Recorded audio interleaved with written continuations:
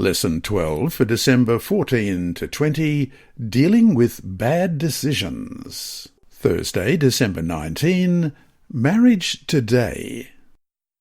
From what we've seen in Ezra and Nehemiah about this issue of mixed marriages, it's clear that God takes marriage seriously and that we should as well. We should prayerfully consider a potential marriage partner and include God in the decision-making. And we should decide to be faithful to God's principles, which can protect us from much sadness and misery. Question. Look up how Paul was dealing with this issue when a Christian had an unbelieving spouse. Study carefully 1 Corinthians 7, 10-17. How should we approach marriages that are unequally yoked together? 1 Corinthians 7, beginning at verse 10. Now to the married I command, yet not I, but the Lord, a wife is not to depart from a husband, but even if she does depart, let her remain unmarried or be reconciled to a husband, and a husband is not to divorce his wife. But to the rest I, not the Lord, say, if any brother has a wife who does not believe, and she is willing to live with him, let him not divorce her. And a woman who has a husband who does not believe, if he is willing to live with her, let her not divorce him. For the unbelieving husband is sanctified by the wife, and the unbelieving wife is sanctified by the husband.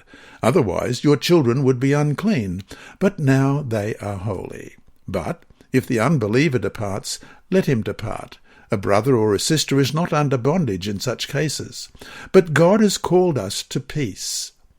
For how do you know, O wife, whether you will save your husband? Or how do you know, O husband, whether you will save your wife?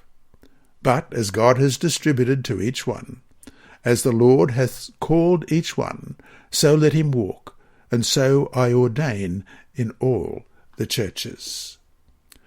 Because we have no elaborate command in the Bible on what to do with interfaith marriages, it would be very unwise and run against the intention of the text and its principles to insist that separating from the unbelieving spouse is the right approach, and based on this account by Ezra must be recommended.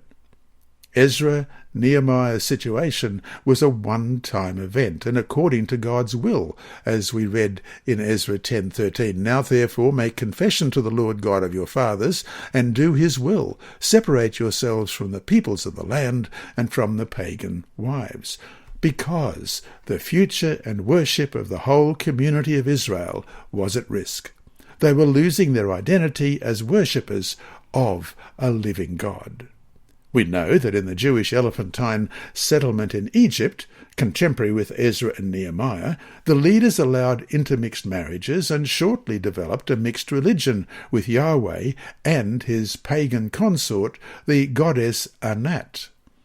Additionally, the Messianic line was in danger.